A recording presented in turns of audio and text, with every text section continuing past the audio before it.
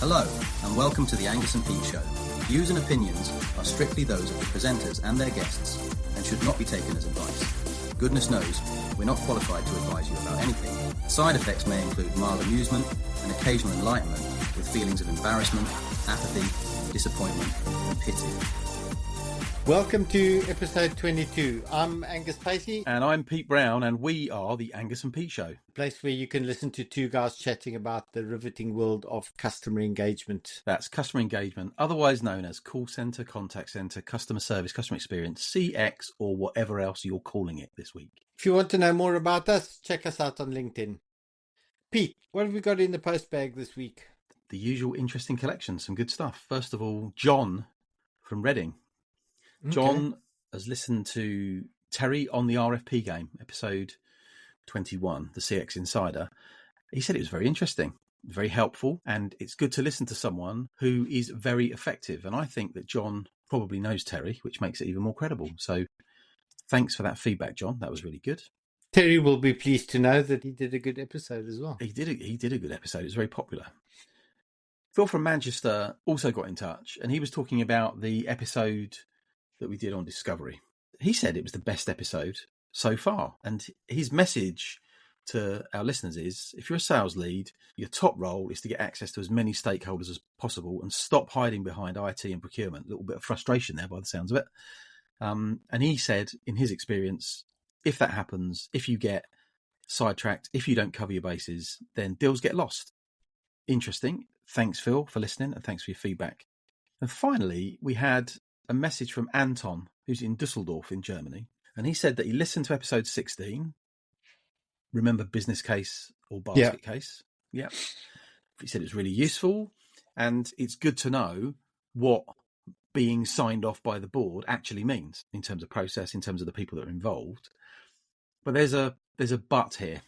Anton's just had a deal rejected, specifically by the CFO. And he says, I'm really struggling to know what more I could have done. We were the cheapest by a long way. We gave massive discounts. What more could a CFO want? Can you drill down on what makes a CFO tick? And I think that is a really good ask for this episode. In the spirit of bottom line up front, Anton, I feel compelled to say that the CFO isn't just interested in your price, however low it is. In fact, in my experience, sometimes being the cheapest can be a massive red flag to finance people and not always a benefit. CFO wants to know all of their associated costs, their financial impacts and risks. Angus, get us started. What makes a CFO tick? CFOs are focused on the financial health of the organization. Bottom line, that's what it is. Yeah. So they're going to look at financial data, but they're also going to look at strategic criteria as well. So they look at those two big buckets. What are the strategic criteria that they're going to look at? Yeah. And then what are the financial criteria? So let's look at the strategic objectives. Does the project align with the broader business goals? Are they looking at market expansion, operational efficiency, customer satisfaction?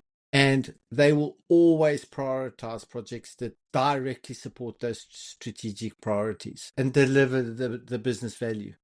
And thinking back to the business case or basket case episode, we said that when it comes to strategic alignment, that's usually in the office of the CEO. So I guess that means that the CFO is very tuned in to what the CEO requires from the project. Oh, you would hope so. If they're not, then we've got a problem on our hands. They're not only looking at the CEO's strategy, vision, mission. They're looking at, are they hitting the objectives of growth, customer satisfaction, competitive advantage? And if these are misaligned, there's a red flag there. So they better be talking to each other. The other thing is, does it differentiate the company from competitors? He'll look for evidence that it enhances the market share, brand equity, customer loyalty, all those different things. But he will look at it from a CFO lens.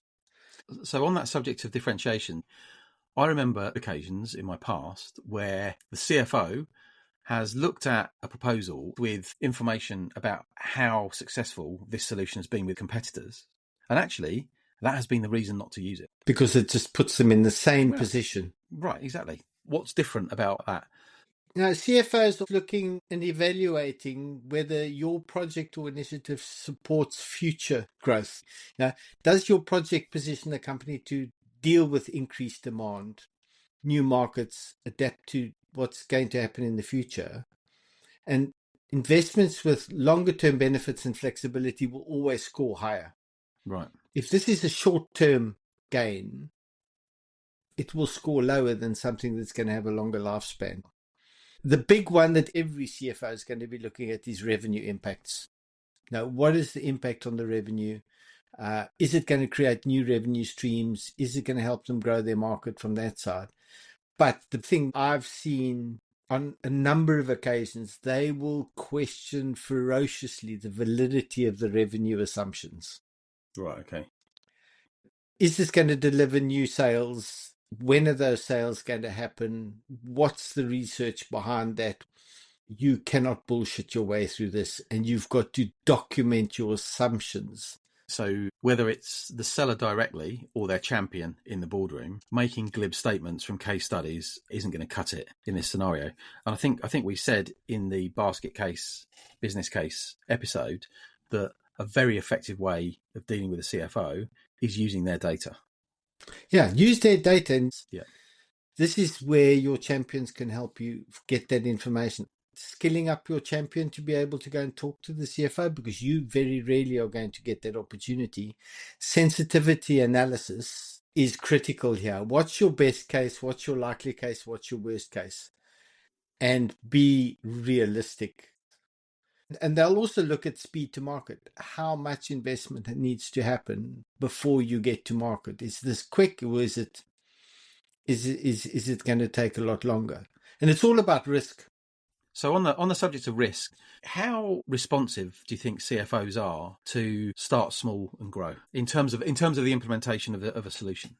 So there are a couple of dimensions to that. I would say is speed to market comes in. Yeah. If that gets them to market and they start small and then grow, I think it also mitigates that. If CFO is going to be thinking about financial risk, operational risk, speed to market risk, execution risk. And I think you start small and start growing incrementally, that brings that risk down. I think the other thing that they're going to look at, what's your migration strategy? Are you going to try a big bang? Are you going to migrate in small chunks? What are your contingency plans if something goes horribly wrong? Any project with high risk and doesn't have very well detailed mitigation plans will get more scrutiny and quite often will just get rejected because the CFO will go, this is too risky. Okay. So we've got the CFO looking at alignment with strategic objectives, concerned about scalability and future growth, revenue impact. Cost is a word that's bandied around all over the place, but there are different types of cost, right? Opportunity cost is the big one. Okay. They will look at, do they have to stop something or slow something down or reallocate resources? What's the impact on what's already in train from that side? So they will absolutely compare the project's return on investment and strategic benefits against other ways of using that money and resource. Right. So just in case anyone is listening who's not familiar with that term opportunity cost, if we do this, what does that mean we can't do? Yeah. What other opportunities are we going to have to sacrifice or have to delay or have to take off the table because we're doing this? Or what else can I do that'll have a much bigger payback? But it's much more complicated than just saying, do you want to buy this? Is the price right? Does it solve a problem? Because it can be doing all of those things, but the opportunity cost is much greater than the benefit of actually implementing this lovely new CX solution that we've spent months and months selling them. Yeah, the one that I always see in the seller environment is when somebody senior says, we will not lose on price. Yeah. Guys, you will lose on price sometimes, but you will certainly lose if you've not looked at all these different dimensions of the business stakeholders. So price is not everything. And I think the working assumption that a CFO is only looking at numbers is also not true. They look at other subject areas that influence the numbers as well. the CFO, in my experience, is quite interested on regulatory and compliance as well. Yeah. Because they're thinking about, are there penalties? Can we suffer reputational damage? They will look forward where the project meets future compliance standards. So don't be surprised if you get those questions. I guess in a lot of organisations, the CFO or the office of the CFO has oversight of compliance generally, whether it's technology related or not. Yeah, they're going to be looking, because that will hit your bottom line if you've got penalties to play. And I think the other thing that I'm seeing CFOs really start looking now, what is your sort of sustainability and ESG? So, environmental, social criteria. This is now a major factor in their finances because they have to put money towards it. They've got to report on it. So I think that this is a big topic. And also, in a lot of jurisdictions, there are big tax breaks for organisations that are going down certain routes and meeting certain criteria when it comes to those things, right? Yeah, Terry was talking about this in the last right. episode as well. It's a bit, it's a big issue, and this is where it comes up. So we spoke about opportunity cost. What about interdependencies and other projects in the business? How does that figure in a CFO's thinking? I think this kind of leads in, and it's part of resource allocation. Yeah. What's the OPEX cost of doing things? Can they only start doing this project when something else is finished? Is there a huge dependency on the success of another project? Does the IT team or the technical people that will be involved in this have the capacity to implement it? Do they have the skills? Do they need to put in incremental heads? These are things that come out when they are busy looking at other projects. So those dependencies are critical. And if that CFO has already signed off on a previous project, he wants to see it deliver, right? So he doesn't want another project risking that. Here we go, back to the R word again. I've heard some salespeople, and recently in the last 6 months, don't worry about the business case because nobody ever goes back and evaluates it. Now, at the micro level, low down in the organization, that might be your perception. But I think higher up the go, I know I've sat with products directors and sales directors, and they have absolutely said in meetings, you're bringing this one in, but the last 3 projects that team did failed. Right. Why should we do it again? Right, okay. So there's internal credibility we should add to the list as well. Yeah, that's the other one. Is this our business, or is this something that is not our core business and we should leave this to somebody else to do? Outsource it. Don't do it in-house. Outsource it entirely. Okay. So in the context of a CX solution or a contact center, why are we building one of these things and staffing it when we could give it to a BPO organization? Exactly. And let them deal with it? The CFO will definitely talk to the CIO and go, what's the impact of this on the IT team's workload? Do you need to divert resources from that side? Going back to that sort of thing. And then also the timeline for implementation and complexity. That's one that I've actually seen a CFO, the finance guys, really focus on. That timeline, how complex is it? Is your timeline too aggressive? Too many dependencies just pushes the risk up. Right.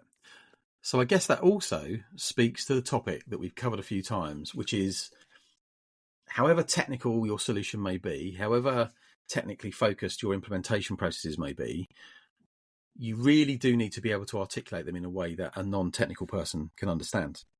Yeah, absolutely. I've never sat with a CFO and they've asked about a feature in a platform. Never. Right. Unless it's of personal interest to them and their day-to-day working life. Yeah. Maybe in the really small companies where the MD and the FD sit right next to and answer the phone when the receptionist goes off. But generally with the sort of sales we do, that's not the case. Right, okay. So there's a whole load of stuff there that actually isn't that financially focused. So given we're talking about the CFO, surely there's some good old-fashioned pure financial stuff that they're interested in. And the first one that I think of is the three-letter acronym that everyone loves, ROI, return on investment. Yeah. And this is one I think people oversimplify. Yeah, they oversimplify it because they go, my price is cheaper than your price, therefore you get this benefit. And that is just absolutely not necessarily correct. ROI is to determine whether the project that you try is going to deliver the financial return relative to the investment that's required. Right. If you go and look at the business case spreadsheets, there is a field that has this in there. They call this the hurdle rate. So if you've ever heard that term, hurdle rate, this is where ROI is being discussed. Right. So a return is not the same as the return in terms of that business. I've seen some very frustrated salespeople that were saying, well, there's a return on this, but it's over 10 years and their hurdle rate needs a 3-year return. Well, we're never going to do it in 3 years. Well, you're never going to sell it to them then, are you? And quite often they might be talking about a 3-year contract, a 5-year contract, and that sort of stuff. You go to the CFO, he's looking at break even. Break even's got to be inside 2 years. So they start looking at these dimensions. These are the questions you've got to ask your champions, going, what is going to drive this? And if you don't know that and don't understand it, then you are going to run into trouble when you talk about ROI. And if you think ROI is just a nice little spreadsheet that you put some numbers into, then you need to think again. Yeah. And do not think that you can change that metric just by giving some more discount. Yeah. Anton, I hope you're listening to that. It's an interesting one. TCO actually aligned into this one because this is where I think a lot of the confusion comes in terms of total cost of ownership. Okay, I'm glad you said total cost of ownership because I was just going to give a 3-letter acronym alert. So TCO, total cost of ownership. Yeah, that's it. I got in ahead of you on that one. This is normally done by the finance guy for the CFO. They'll go through all the associated costs, upfront, ongoing, what's the implementation, training, maintenance, all opportunity costs. And then they will go and look for hidden or underestimated costs. So you need to have real detailed cost breakdowns. And also, this is where sensitivity comes in. What's that variability on that one? He's got to work within those envelopes. So this is one that they'll look at. Payback periods, when's break-even point? They always look for short payback periods. I sat with a customer many years ago where they were looking at a 7-year contract. And in order to go and do that deal from a reseller perspective, we had to go and make a significant investment in infrastructure. When that business case was taken forward, 7-year contract, multi-million dollars, when it came to our investment, the CFO said, payback's too long. Your sale pricing is too low. Even though it's a 7-year contract and it looks really good, your go-to-market price is too low, does not give me the payback on the investment. Go back and think it again. Right, okay. And payback is different to ROI, right? Yeah. So ROI is the return on the money that you put in. Payback is the point at which you see the money that you've invested. Break even. You get your money back. I've come across a number of salespeople that use those words interchangeably, which you might get away with, but not with a CFO. No, these guys are forensic on their terminology.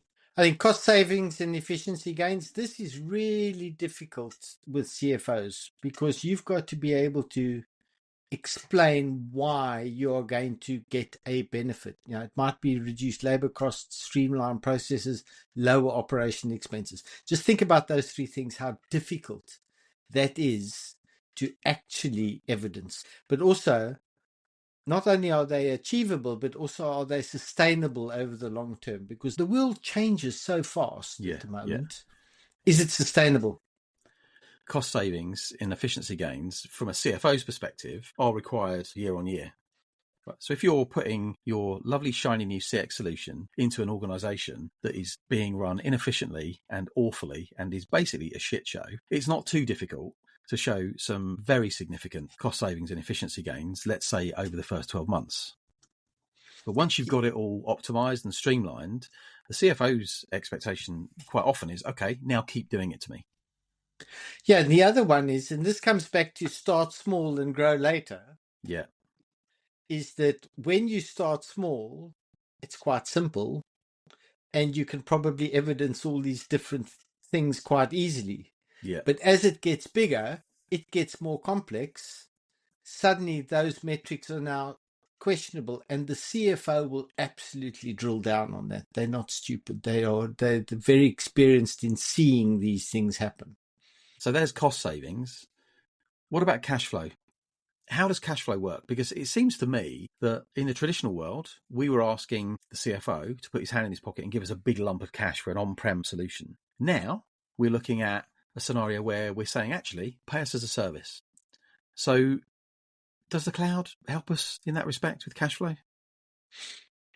I think this is a very interesting topic. I think I'd love to get a couple of CFOs round the table. We should try that. We should try and get a CFO as an insider on the show, because that would be very interesting.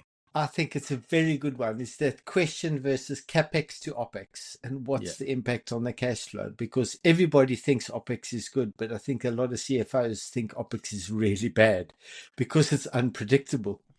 And he's also got a balance sheet to think about. And in a lot of cases, if you've bought something, a big piece of tin that's sitting on a floor and you can touch it, it's an asset to the business. It's something you can put on the balance sheet. There's a lot of questions still in the marketplace around how you actually account for software that doesn't belong to you, sitting on a computer that doesn't belong to you, in a data center that doesn't belong to you. And I think this is the one metric I would say, as a seller, you've got no control over or influence on it at all. Right. This is a financial evaluation. It happens in finance and at the board level. You've got zero impact on it.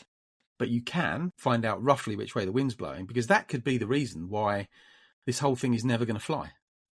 I think where it does play into, is my deal going to close where I think it's going to close? Yes or no? Right. Especially where it's a big item. Where does it fall in their financial years? If it might be your financial year end and you Q4 and you're trying to close a deal like that. If it is sitting in the last quarter of that business's financial year, you might have the CFO going, over my dead body am I going to commit, because I've got accounts that I need to drive. So timing's also a big thing. In big service providers, my experience is that you try and get any commitments in the last quarter, you've got zero chance. Yeah. Zero, because all those budgets have been allocated already, and they, at that point in time, they're cutting them. Yeah. So you've got zero chance of getting it sold. So understanding that cycle is really important.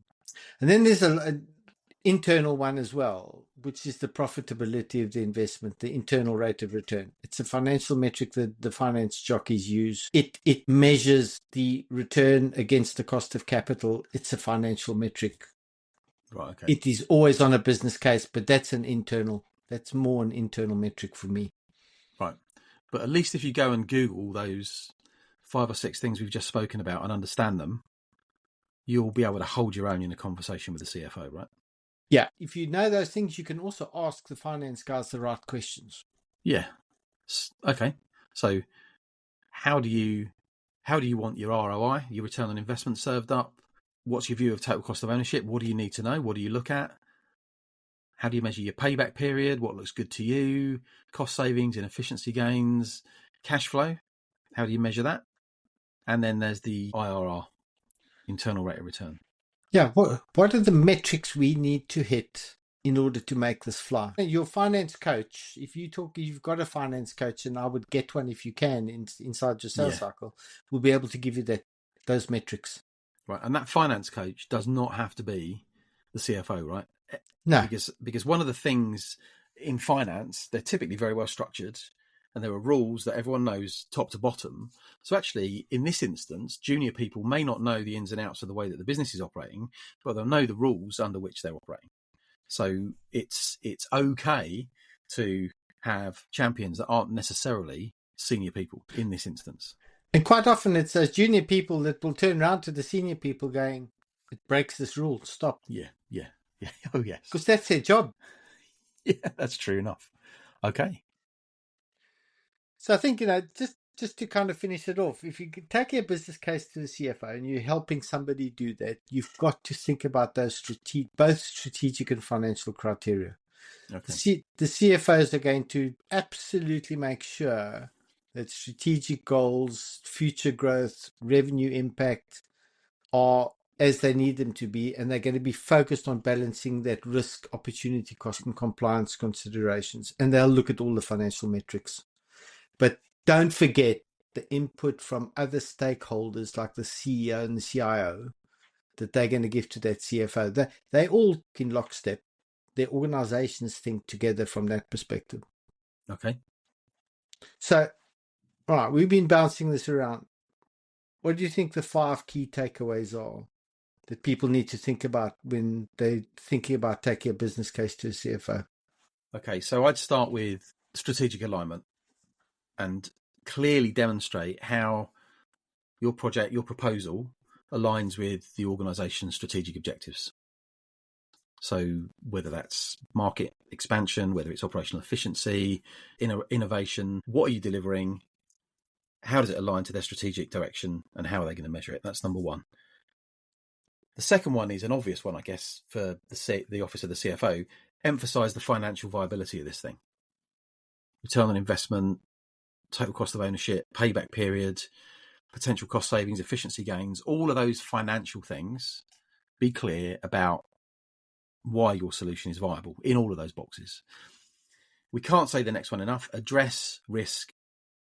Everyone talks about risks to the business, but they're all human beings too, and they're also susceptible to the personal risk thing. Yeah, that's important. Fear of messing up. And financial people, probably more than anyone, they are on the hook for other people's cock-ups from a regulatory perspective, from an oversight perspective. So they really want to make sure that their risks are minimised and mitigated. Most CFOs are interested in sorting the problem now, but they want to see scalability and they want to see long-term benefit. So make sure that even if you are dealing with a business case that says we've got this problem today and we need to fix it, there's something else about scaling and sustainability of all of those metrics we've just spoken about. CFOs want you to do it in the first 12 months, and then they want you to keep doing it to them. And then finally, there's the fact that a lot of people think that the CEO is at the center of the web, but I'm not sure that's always the case. It feels to me like the CFO is much more of a controller and a coordinator of the wider board. The CFO feels to me like the puppet master, the person that's actually pulling the strings in a lot of cases. I think the CFO is the reality check. Yeah, well, certainly for Anton. So anyway, Anton, I hope that helped you. If it didn't, let us know. But I'm sure it did. We're going to be back next time with episode 23. In the meantime, follow the Angus and Pete Show on LinkedIn for news and notifications, and please message us directly to tell us what you want to talk about, how we're doing, and keep that post bag bulging.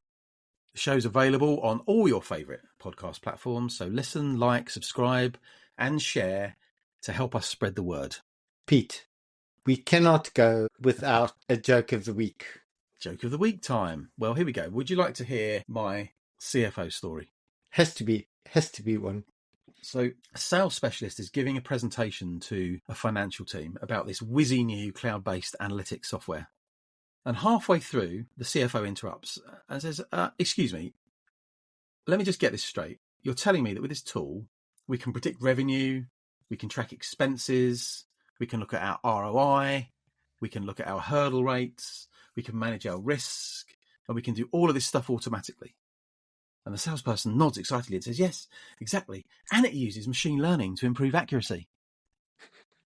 And the CFO leans back in his chair, crosses his arms and says, so what you're telling me is it'll do exactly what I've been doing with a spreadsheet, 3 junior graduates and 2 cups of coffee for the past 10 years. Opportunity cost. Yeah, there's a serious point there, right? There's a serious point there. Deflated salesperson, and actually, was it ever going to fly? Anyway, cheers, Angus. Cheers, Pete. Thanks for tuning in to the Angus and Pete Show. Remember, it's based on the personal views and opinions of the hosts and their guests. If If you're feeling aggrieved or litigious, take a chill pill. There's already enough stress in the world. Don't forget to follow our page on LinkedIn and subscribe on your favourite podcast platform for more episodes. We'll see you next time. Oh, and tell your friends.